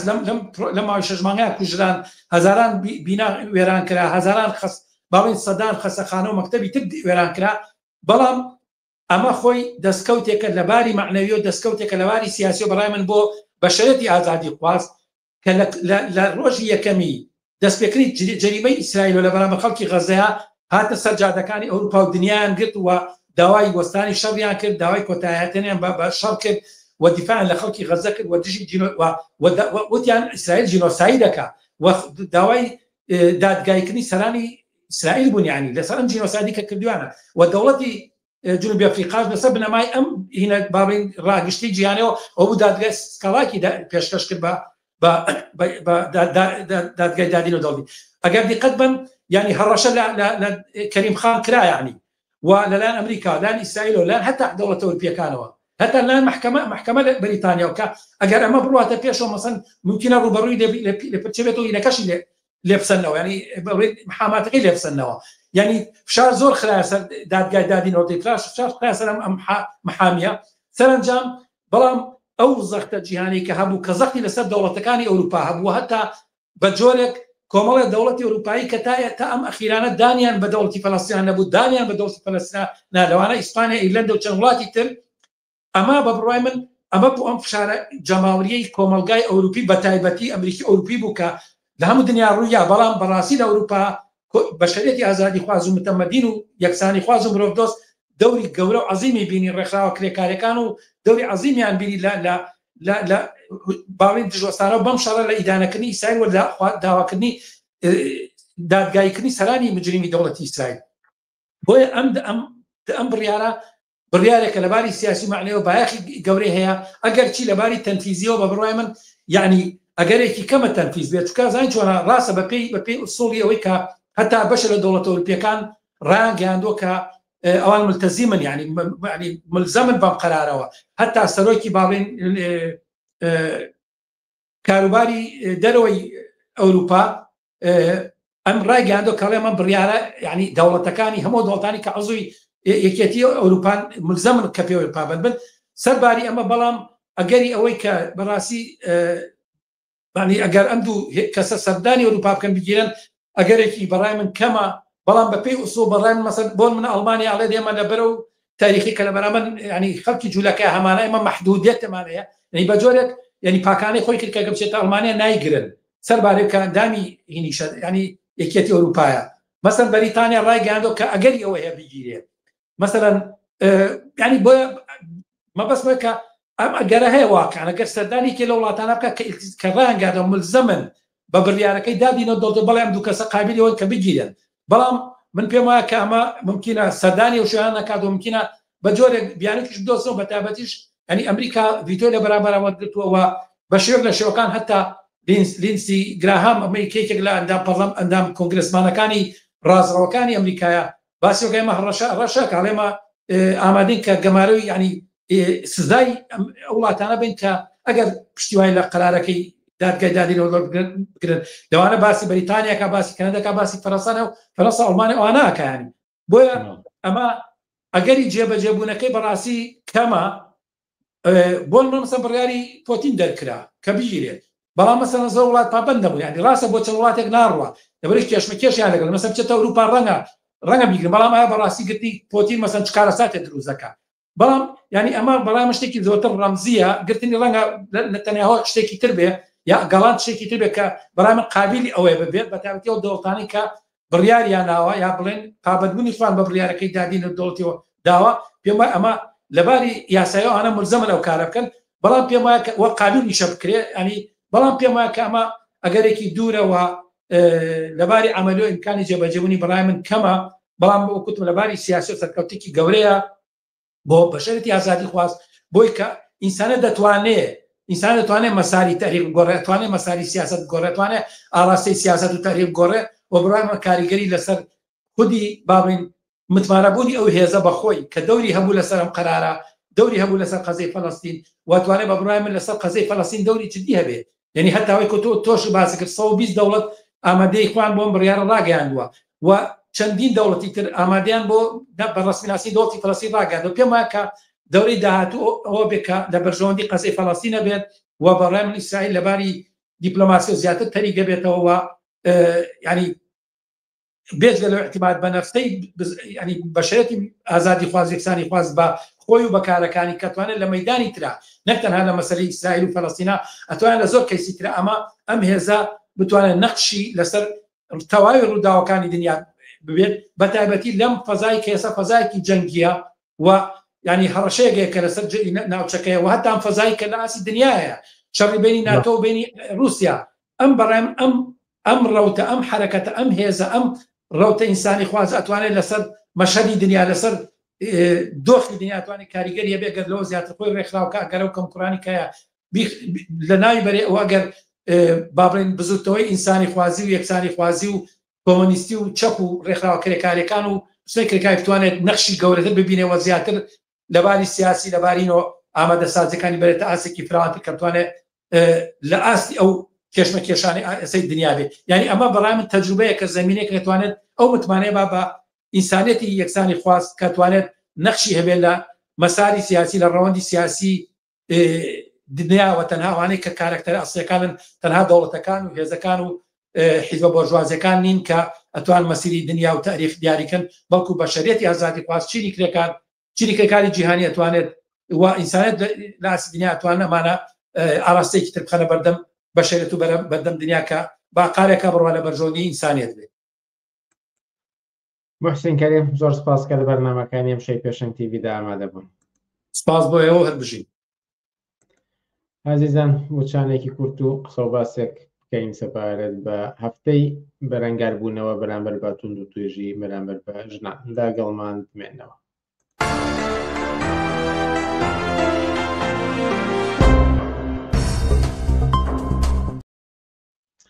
ماڵە بینەرانی عزیز ئەم هەفتەی بەڕێوەیە بە هەفتەی بەرەنگاربوونەوە دژ بە توند و تیژی بەرامبەر بە ژنان بە ڕێوەیە و ئەم بابەتە شتاوتێ دەکەین لەگەڵ سوڕای بزوتنەوە یەکسانی خوازی ژنان ئاڵا فەرج. ئاڵا فەرج ئێوارت باش و سپاس کا لەگەڵمانیت. ئێوارەی تۆ باش و سپاس بۆ تۆ گوێگرانی پێشەنگ تیڤی. لەوە دەست پێ بکەم بۆچی ئێمە هەفتەیەکمان هەیە تایبەت بە بەرەنگاربوونەوە بەرامبەر بە توند و تیژی ژنان. بەڵێ ئەگەر بێت و لەلایەن ڕێکخراوەکانی کۆمەڵگای مەدەنی و ڕێکخراوە دەوڵەتیەکان و ڕێکخراوەکانی ژنان دەوڵەتەکان و دەوڵەت و دەمەزراوە جیهانیەکانەوە یادی ئەم ڕۆژە ئەگەر لای ئەوان با بڵێن ئەمە دیاری کراوە لە ساڵێکە هەفتەیەک ئەوە بۆ بزوتنەوەی یەکسانی خوازی ژنان و بۆ ژنان و چینی کرێکاران و ژنانێک کە خاوەنی ڕابەرانی خۆیانن ئێمە خاوەنی هەشتی مارسیشین و ئێمە ئەتوانم بڵێم خەباتێکی لێ نەبراوەیە و هەموو ڕۆژە کاری ئێمەیە بۆ نەمانی توند و تیژی ژنان و بۆ نەمانی ئەو هەڵاواردا سێکسەی کە لەسەر ژنانە. کەواتە ئەگەر لە ڕوانگەی دەوڵەتانەوە هەفتەیەک بێ لە ڕوانگەی ڕێکخراوەکانی ژنانی UN و ڕێکخراوە دامەزراوەکانی ترەوانێ لە ساڵێکە هەفتەیەک بێ ئەوە بۆ ژنانی هەڵسوڕاوان و ژنانی کۆمۆنیست خەباتێکی ڕۆژانەیە لە بەرامبەر نیزامی سەرمایەداریە بەرامبەر بێ مافیەکان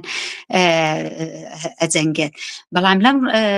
هەفتەیەدا ڕێکخراوەکان ڕێکخراو و دامەزراوەکان کە دژی توند و تیژی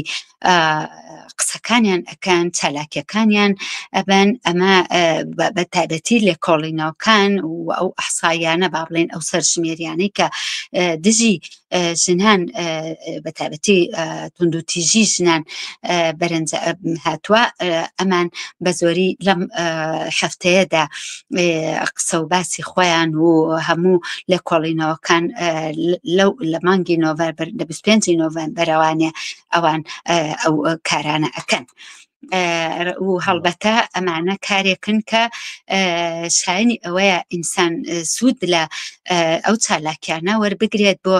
بەرەو پێشبردننی بزوتنەوە یەکسانی خوازی ژنان لەلایەن ڕابەرانی ژنان و ڕابەرانی یەکسانی خوازی ژنانەوە چونکە زۆربەی زۆری ئەو ڕێکخراوەی کۆمەڵگەی مەدەنی لەلایەن حکوومەت و خۆیانەوە دروست کراوە ئەوە با بڵێن ئەم ڕێکخراوانەش دژی توند و تیژی ژنان ئەجەنگن بەڵام کێشەی سەرەکی کێشەی ڕئیسی ئەوان دەستی بۆ نابن سەرچاوەکەی کە نیزامی سەرمایەداریە. لەسەر ئەمە بڕێک زیاتر قسە بکەین بۆچی تا ئێستاش توند و تیژی بەرامبەر بە ژنان هێندە بەربڵاوە لەسەر تاسەری جیهانە تەنانەت لە وڵاتانی پێشکەوتوشدا کە پێویست بۆ بکات هەفتەیەک هەبێت بۆ بەرەنگاربوونەوە بەرامبەری. بەڵێ هەڵبەتە لە هەموو وڵاتەکانی جیهانە ئەم ڕۆژە بەتایبەتی لە وڵاتە پێشکەوتوەکانە بۆ بەرەنگاربوونەوەی توند و تیژی دژی ژنان هەڵبەتە کار و چالاکی ئەکرێت و ئەتوانرێت بوترێت ڕسمەتی پێدراوە. بەڵام ئەوەی کە لە وڵاتە پێشکەوتوەکانە ئەیبینین و یەکەم بە دەرەجە یەکەم لە وڵاتە هەرە دواکەوتوەکانە ئەیبینین با بڵێن ئەو سەرژمێریانەی کە سەبارەت بە کوشتنی ژنان ئەکرێ زۆر زۆریش دقیق نین بەڵام هەر بۆ خۆی UN ڕێکخراوەکانی ژنانی UN کە کارێک ئەکەن بۆ بەدەستێنانی هاوپشتی جیهانی بۆ بەدەستێنانی مافەکانی ژنان یەکێکە لەو کارانەی کە لەو هۆکارانەی کە وای کردووە کە ئەمان لەم هەفتەیەدا کارەکانی خۆیان بڵێن پەرە پێ بدەن و ئەم توند و تیژە لە سەرتاسەری جیهانە کێشەکەی ئەگەڕێتەوە بۆ نیزامی سەرمایەداری بۆ سەرکوت و بۆ کەڵەکەی بۆ زیادبوونی کەڵەکەی سەرمایەداری و پڕکردنی گیرفانی سەرمایەداران و بازرگانەکان و بۆ مانەوەی ئەم نیزامە چونکە یەکێک لە کۆڵەکەکانی نیزامی سەرمایەداری کە پایەی خۆی لەسەر ڕاگرتووە ئەم نایەکسانی و نەعەدالەتی و نەبوونی ئازادیەیە ئەم نایەکسانیە قسڵکردنی بینی ژن و پیاوان لەسەر ئەساسی سێکس لەسەر ئەساسی جنسی ژن و جنسی پیاواتە لەسەر ئەساسی ژنبوون و پیاوبوون کراوە بە دوو بەشەوانێ بینێکی زۆر زۆر لە مەسافەیەکی زۆر دوور و درێژ لە بینی ئەم دوانەیە دانراوە من ناڵم مافێکی زۆر هەیە بۆ پیاوان مافێکی زۆر هەیە بۆ پیاوانی کرێکاران و کارمەندان نەخێوان نییە مافێکی زۆریش نییە بۆ پیاوانی کرێکار بەڵام ئەگەر بێت و مەقارنەی ئەو مافە بەدەستاتوانە بکەین کە ژنان لە سەدەی پێشوا بەدەستیان هێنا ئەتوانین بڵین لە سەراسەری جیهانە لەم سەردەمەدا بە تەواوی ڕۆژانە هێرش دەکرێتە سەر ئەو مافانەی کە بەدەست هاتووە ئەوەنەی کە بگەڕێنەوە سەر وڵاتە پێشکەوتوەکان بڵێ مافێکی یەجگار زۆر کە ژنان بەدەستیان هێناوە ئێستا لە هێرشە ئەوە تا ئەبینین کوشتنی ناموسی لە ئەوروپا هەیە ئەو تا ئەبینین کە باسی جلو بەرگرەبەرکردن و ئەو مافانەی کە ساڵەهای ساڵە بەدەست هاتووە ئێستا دیسانەوە کەوتوتە ژێر پرسیارەوە لەلایەن حیزبە ڕاستستی و حیزبە ڕاستەکانەوانە بڵێن باڵی ڕاستی سیاسەتی حیزبەکانەوانێ بەکارهێنرێت ژنان توند و تیژی ژنان کوشتنی ناموسی بە زۆری لە وڵاتەکانی ناوڕاست و وڵاتەکانی ڕۆژهەڵات و ڕۆژهەڵاتی ناوڕاست و ئەمانەیە ڕۆژانە لە زیادبوونایە 85,000 ژن کە کوژراون تەنها لە ساڵی 2023 کە من دڵنیام لە ساڵی 2024 ئەو 85,000 زۆر زیاتری شەلەوە یعنی ئەمە کێشەکەی ئەگەڕێتەوە بۆ نیزامی سەرمایەداری و پاسماوەکەشی لە نیزامی دەرەبەگایەتیوانێ ماوەتەوانێ بۆ نیزامی سەرمایەداری لە هەر یەکێک لەم جاکاریە سوود و قازانج و بەرژەوەندی خۆی لەسەر ڕاگرتووە و ڕۆژانە ئەیپارێزێ و ڕۆژانە پێشبڕکێکی زۆر گەورەیە لە نێوان وڵاتەکانە کە چۆن بتوانن بەرەنگاری ئەم مافانە بنەوانێ کە ساڵانێکی زووە لە سەدەی پێشووە ژنانێک کە لە ژێر سایەی حیزبە سۆسیال دیموکراتەکان و حیزبە سۆسیالیستەکانە لە زمانی ڕۆزا لوکسمبورغ و کلارا زێتکین و ئەوانە کە ئەم مافانەی بەدەستێناوە و ئێستا سەرمایەداری لە هەوڵێکی بێوچانە بۆ ئەوەی کە ڕۆژانە ئەم مافانە هێرشی بۆ بێنێت و لە یاسایە کەمی بکاتەوانێ بینەرێک پێ وایە کە هۆکاری تند و تووشی بۆ سەر ژنان لە کوردستان دەگەڕێتەوە بۆ دەسەڵات و ئەحزابی قەومی و ئیسلامی بۆ چوونی ئێوە لەم بارەیەوە بەڵێ منی سەمان بۆ چوونم هەیە حیزبە ناسیۆنالیستەکان زۆر بە بەرنامە ئەحزابی بۆرژوازی کورد هەموو حیزبەکان زۆر بە بەرنامەوانێ لەگەڵ ئەم سیاسەتەیان و ئەم هۆکارە با بڵێن کە خۆیان هۆکاری سەرەکین ڕێک لەگەڵ حیزبە ئیسلامیەکانیشە شەرعەتی تەواو ئەیەن و خۆیان هۆکارن بۆ ڕاگررتنی ئەم سیستەمە ئەوانن کە ساڵەهای ساڵە لە سەروسی ساڵ زیاترە ئەوان لە برەودان بە شریعەتی ئیسلامی ئەحزابی قەومی لە هەوڵی ئەوەیان کە ئەو 4,000 ژنەی کە لە ساڵانی نەوەکان و 2000ەکانە ئێستا ببێ بە 40,000 و 50,000 بەڵێ ئەوانن بە سیاسەتێکی زۆر هەدەفمەندانەوانێ دژی ژنان ئەم کارانە ئەکەن چونکە ئەوانن بازرگانی بە بە کچی گەنج و بە ژنانەوە ئەکەن لە کوردستانە و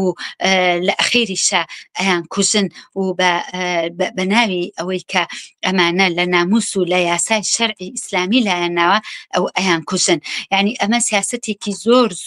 هەدەفمەندانە و زۆر بە چۆنەڵی خطەی بە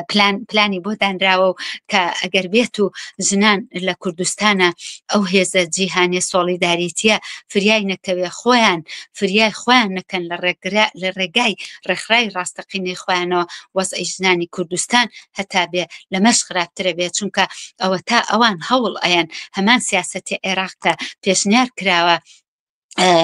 مەبەستم یاسایی ئەوەی پێشنیار کرا بۆ ئەوەی کە کچانی گەنج کچانی مناڵ خوارد و ساڵیش بدرێ بەشوو بە زۆردانی کچ بەشوو بێمافیەکانی ژنان لە مافەکانی خێزانە هەموو ئەوانە کە هێرشێکی زۆر گەورە بۆ سەر ژنانی عێراق ئەکرێ و حیزبە ناسیۆنالیستەکانی کوردستان وەک هەمیشە لەگەڵ حکوومەتی عێراقا گرێبەستی تەواویان هەیە لەو شتانەیە و ئەتوانم بڵێم حیزبە قەومیەکانی کوردستان بە دەرەجەی یەکەم تاواندارن لە وەزعی ژنانی کوردستانە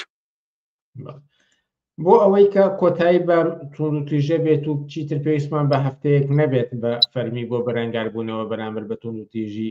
ژنان پێویستە چی بکرێت هەم لە کوردستان هەم لە جیهان بەڵێ لە پێشەبە باسێکی کورتی کوردستان بکەین چیکردن لە کوردستانە هەڵبەتە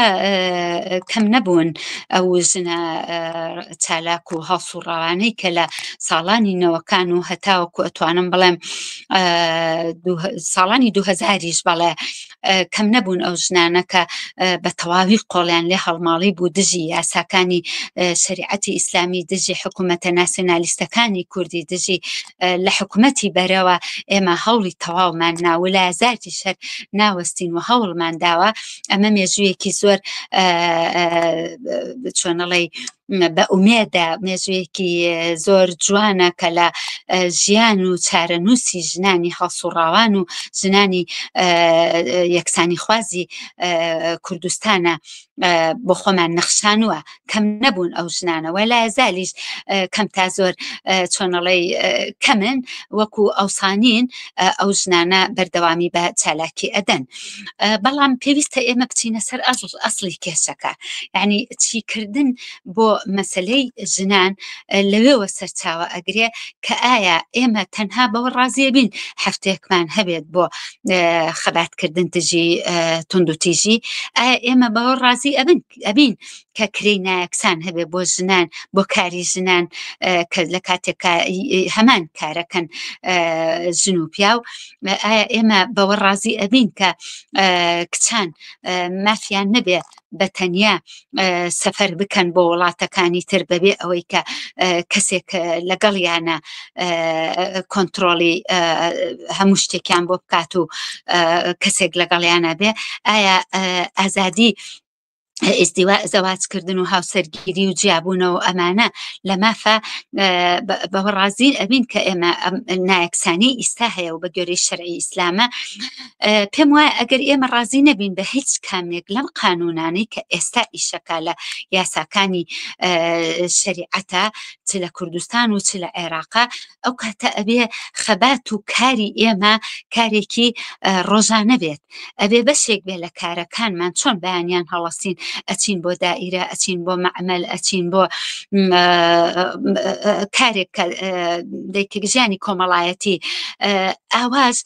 بەشێک بێت لە شوێنی کارمانە لە ژیانی کۆمەڵایەتیمانە لە کۆڕ و کۆمەڵایەتەکانمانە لە خێزانەکانمانە لە خزم و کەس و کار و لەگەڵ کچەپور و خاڵ و مامەکانمانە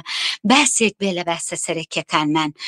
تەنهاش تەلاوەکیەکان باز نەبێت ڕۆژانەکە تەنها باسی هەنێشتی لاوەکی نەخێر بۆمان زۆر گرنگ بێ کە ئێبێت شکۆی ئینسان بگەڕێتەوە ئیرادەکانمان بگەڕێتەوە ئێمەش ئینسانین بۆچی بەو جیاوازێک گەورەیە قایل بین ئایا ئەمە ئیهانە نییە بە ئێمە ئەکرێ لە کاتێکا لە هەمان کارگەیە کار ئەەکەین هەردووکمان 8 سەعات کارەکەین 10 سەعات کارەکەین بەڵام لەبەر ئەوەی کە سوڕی مانگانە هەیە بۆ ژنان لەبەر ئەوەی کە ژنان ناچارە ئیجازەی دووگیانی وەرگێ لەبەر ئەوەی کە ژنان لەباری فیزیکیەوە هەندێک جار قوتەکەی کەمترە لە حاڵەتێکا کە باری مێشک و بیرکردنەوەکەی لەوانەیە زۆر باشتریش بێ لەو حاڵەتانەیە هیچی ئەمانەی بۆ حساب نییە فەرقێکی زۆر گەورە ئەکرێ لەگەڵ پیاودا و کرێکەکەی کەمترێکە لە پیاو موچەکەی کەمترێکە لە پیاو ئایا ئەمە ئیهانە نییە ئەبێ ئەمە باس و کۆڕ و کۆمەڵەکانی ئێمە بێ اینجا ئێمە ئەتوانین فشارێک لە 8 مارسە فشارێکی زۆر بەقوت زۆر هەمگیر دروستکەین بۆ فشارێکی هەمەلایەنە دروستکەین فشارێکی وا دروستکەین کە بتوانین بە تەواوی کاریگەردانین لەسەر ئەم حکوومەتەی ئێستا ئەم ئەحزابە قەومیانە شەریعەتی ئیسلام وەلانین و لە جێگەیدا یاسایەکی یەکسان یاسایەکی مۆدێرن سکولار لە جێگەیە جێبکەینەوە ئەمە لە حاڵەتێکە لە بارەی یاسای یەکسانی لە کوردستانە و ئەوەنەی گەڕێتەوانێ بۆ با بڵین لەباری ئینتەرناسیۆناڵی و لەباری جیهانیەوە پێویستە هەر چالاکوانێک هەر کەسێک کە دژی نایەکسانی ژن و پیاوە دژی هەموو ئەم یاسانەیە پێویستە لە هەر وڵاتێکی ئەم دنیاە ئەژی لە ئەمریکا ئەژی لە کوردستان لە عەفو لە ئەوروپا ئەژی پێویستە لەگەڵ ڕێکخراوەکانی ڕێکخراوە یەکسانی خوازیەکانی ئەو وڵاتانەیە بتوانێت هێزێکی سۆلیداریتی هاوپشتی لەگەڵ ژنانێکە پێک بهێنێ بە هەر شێوەیەک بۆی ئەکرێ تاوەکو بتوانێت هاوپشتی ژنانی وڵاتەکانی تر بە تایبەتی بۆ نمونە ژنانی کوردستان ژنانی ئەفغانستان ژنانی عێراق ئەم ساڵ لە ژنە کە UN تەقریرەکەی بڵاو کردەوانێ ژنانی UN با بڵین ومێن UN کە تەقریرەکەی بڵاو کردەوە ژنانی ئەفغانستان و ژنانی عێراق لە هەموو ئەو ژنانەی دنیاە بوون کە زۆرترین نابەرابەری زۆرترین بێحقوقی و کوشتنی ناموسی بە دەرەجەی یەکەم تایە زۆر بووە بۆیە پێویستمان بە سۆلیداریتێکی زۆر گەورە هەیە لە هەموو وڵاتانی عالەمە هەموو ئەو هەڵسوڕانەی ژنان لە هەر وڵاتێکەژین ئەرکیانە کە ئەبێ بە ئەلگۆیەکی یەکسانی خوازیەوە بێنە مەیدان و هەموو ئەو ئەفکار و بیرۆکانەی کە هەیە بۆ بەرەو پێشچوونی چەمکی یەکسانی خوازی بێن لەگەڵ پێکەوە هەمومان بتوانین ئەو هێزە سۆلیداریتیە دروستکەین هەتا بتوانین هێزێکی جیهانی دروستکەین ئەو کاتە دەبێتە قووەتێک هێزێکیش بۆ ژنانی کوردستان ئەفغانستان ئێران وڵاتەکانی تری ناوچەکەش ئاڵا فەرەج هەڵسوڕای بزوێتنەوە یەکسانی خوازی ژنان زۆر سپاس کە لە بەرنامەکانی ئەم شەی پێشنگ تیڤیدا ئامادەبوون زۆر سپاس بۆ ئێوەش بۆ گوێگرانی پێشنگ تیڤی زۆر سپاس و شەوتان شاد عزیزان هەر لێرەدا دێینە کۆتایی بەرنامەکانی ئەم هەفتەیەمان تا هەفتەی ئایندە کاتێکی خۆش بۆ هەموو لایەک و هەر شاد و سەرکەوتوو